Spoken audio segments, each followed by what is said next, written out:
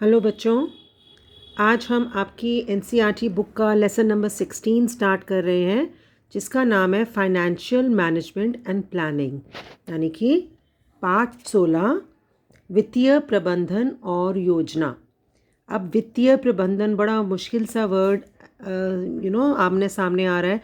तो वित्तीय क्या होता है, फाइनेंशियल क्या होता है। फाइनेंशियल का मतलब होता है समथिंग जो कि फाइनेंसेस से रिलेटेड हो, मतलब कि फाइनेंसेस से रिलेटेड का मतलब जो धन से रिलेटेड हो।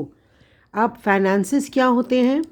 फाइनेंसेस क्या होते हैं? फाइनेंसेस वो होते हैं जो इनकम यानी कि आय, परिवार में आपके पापा हैं, मम्मी हैं, भाई हो सकता है, बहन हो सकती है, चाचा हो सकते हैं, बुआ हो सकती है, बहुत सारे मेंबर्स हो सकते हैं जो शायद इकट्ठे रहते हों।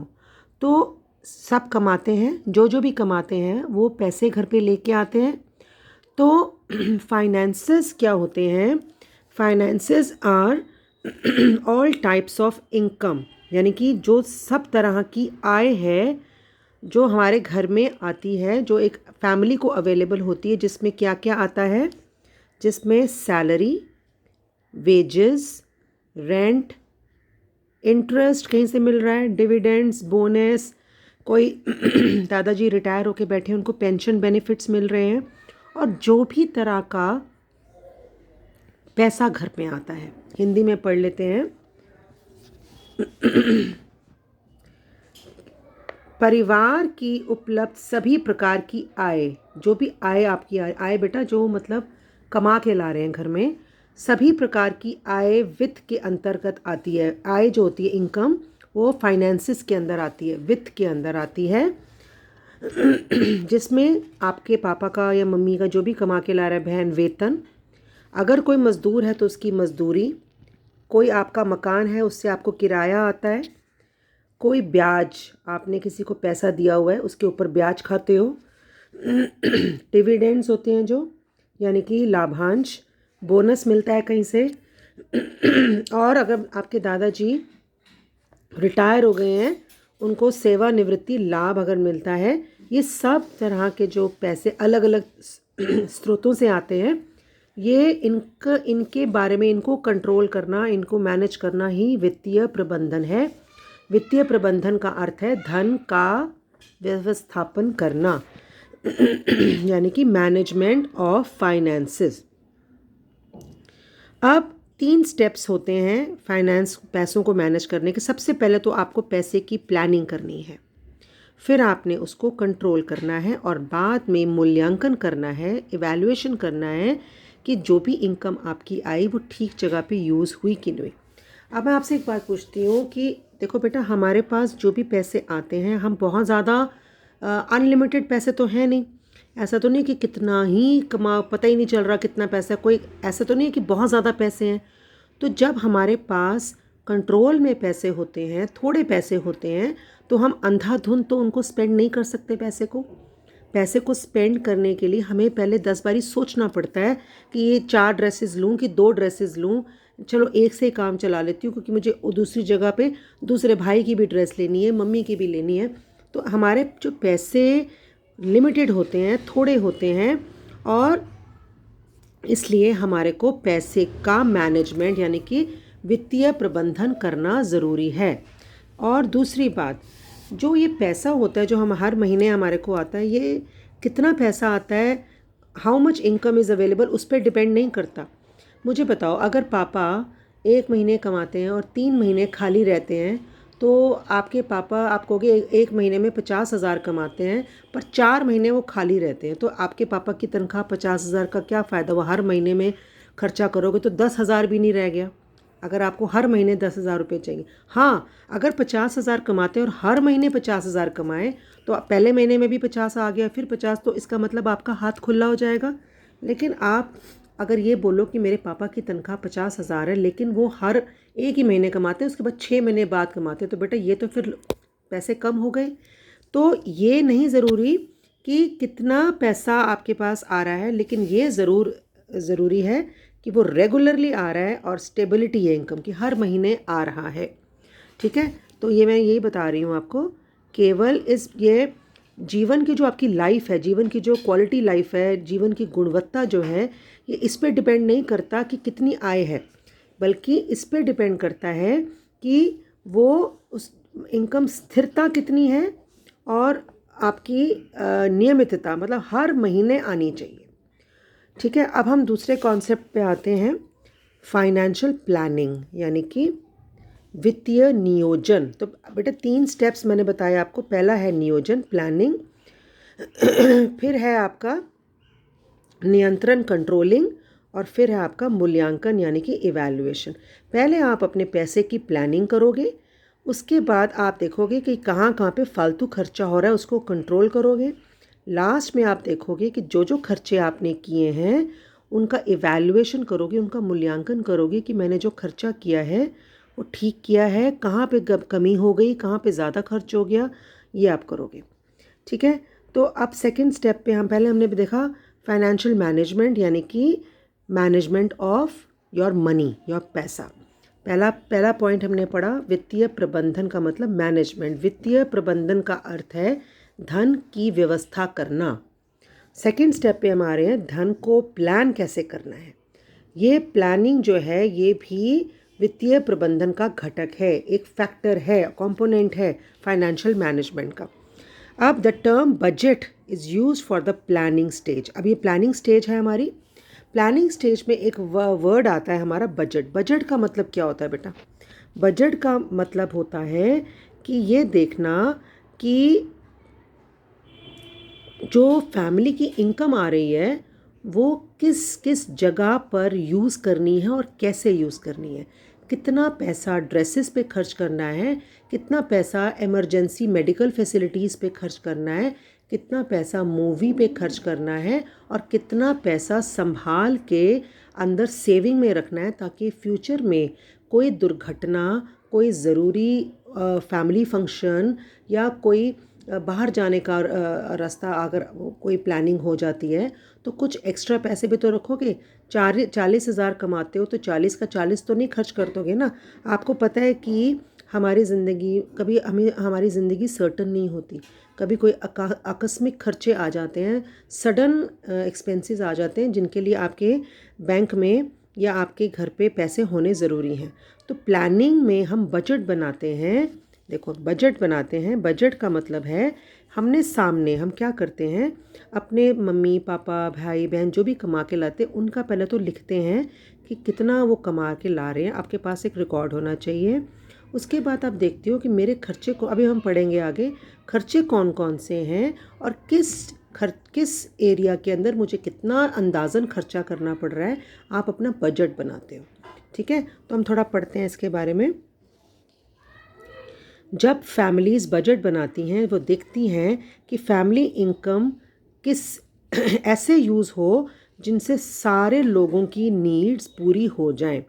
ठीक है, जब परिवारों द्वारा बजट बनाया जाता है तो वे ये सुनिश्चित करते हैं कि पारिवारिक आय का उपयोग उस तरीके से किया जाए जिससे परिवारों के सदस्यों की जो अभी आवश्यकताएं हैं वर्तमान में वो पूरी की जा सकें, और जो दीर्घकालिक लक्ष्य हैं, दीर्घकालिक मतलब फ्यूचर के जो खर्चे हैं, उन्हें भी ध्यान में रखा जाए।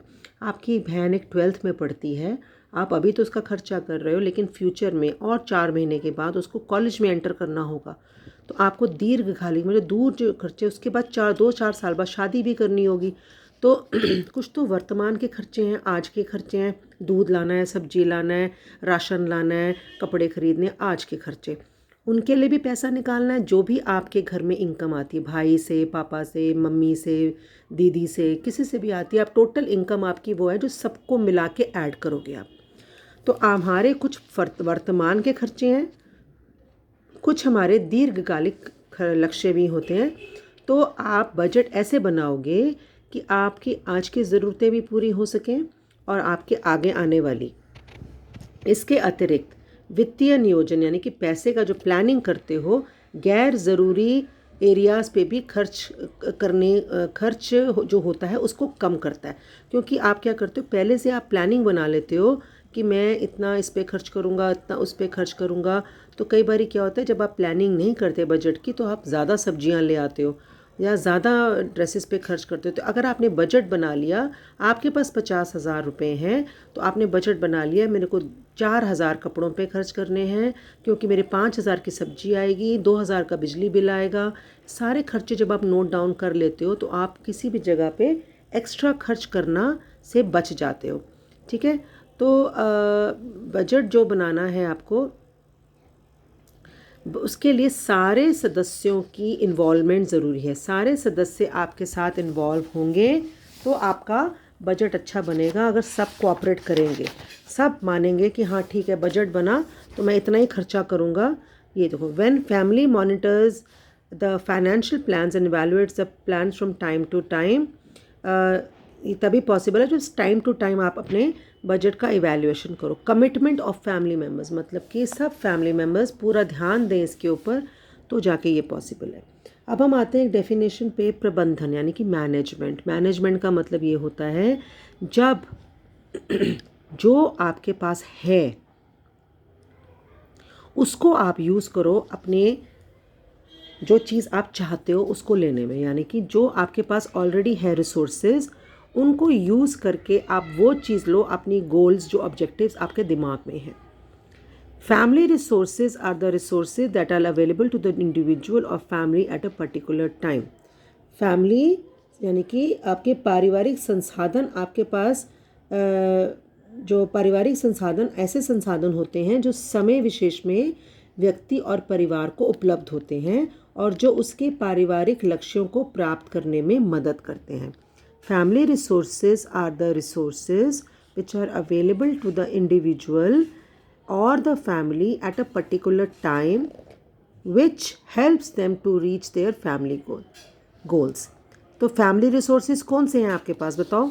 आपके पास है ह्यूमन रिसोर्स, आपकी अक्ल, आपके कौशल, आपका हुनर, आपकी हेल्थ। हेल्थ नहीं होगी तो क्या करोगे। टाइम होना चाहिए, आपके पास टाइम है, आपके पास एनर्जी है। ये ह्यूमन रिसोर्स होते हैं बेटा, पहले पढ़ चुके हैं हम लेसन 4 में। Knowledge, skills, health, time, energy सब ज़रूरी हैं कोई भी काम करने के लिए। अगर आपको किसी लेदर बैग्स को बनाने की नॉलेज ही नहीं है, स्किल ही नहीं है, हुनर ही नहीं है आपके अंदर, तो कैसे बनाओगे। तो पहला फैमिली रिसोर्स है ह्यूमन रिसोर्स, जिसको कहते हैं मानव संसाधन, जैसे ज्ञान, कौशल, स्वास्थ्य, समय और ऊर्जा। दूसरा रिसोर्स हमारे पास होता है मटेरियल रिसोर्स। मटेरियल रिसोर्स का क्या मतलब होता है, सामग्री संसाधन। मटेरियल रिसोर्स जैसे आपके पास घर है, पैसा है, आपने कहीं ना कहीं पैसे को इन्वेस्ट किया हुआ है, निवेश किया हुआ है, ये हैं आपके मटेरियल रिसोर्सेज। जिससे जैसे कि घर रहना भी तो बहुत बड़ी बात है, ऐसे तो नहीं हम बाहर बैठे हुए हैं घर के, उस पर भी तो हमारा जो हमारा रिसोर्स है ना, हमारा संसाधन है।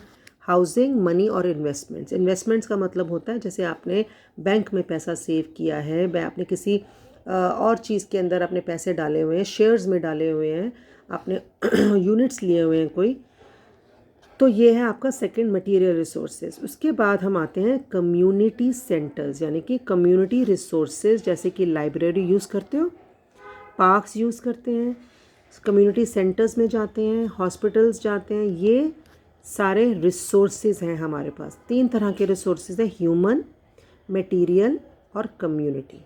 हिंदी में देखते हैं हमारे पास कौन कौन से संसाधन होते हैं। मानव, मार्क किया हुआ देखो मैंने, सामग्री और सामुदायिक। सामुदायिक वो होते हैं जो हम सारे यूज़ करते हैं, आप भी जा सकते हो पार्क, मैं भी जा सकती हूँ। ठीक है, तो प्रबंधन का मतलब ये है कि जो भी आपके पास ये संसाधन हैं, इनको यूज़ करके आप अपने लक्ष्यों को प्राप्त कर सकें। Management is when whatever resources, 3 types of resources, human, material and community resources, इन तीनों रिसोर्सेज को आप यूज़ करके अपने जो भी लक्ष्य है उसको प्राप्त कर सको, अपने गोल्स को प्राप्त कर सको। अब फैमिली एक ऐसी खपत इकाई है, कंजम्पशन यूनिट है, जो कि एक सोशल यूनिट होने के बाद its purpose is to manage the finances of the family or the well-being of the members। Family एक ऐसी जगह है जहाँ पे पैसे को यूज़ करके, पैसे को मैनेज करके आप घर के सभी सदस्यों की बेहतरी के लिए काम करते हैं। मनी एक बहुत ज़्यादा इम्पॉर्टेंट फैमिली रिसोर्स है। एक फैमिली अच्छी लाइफ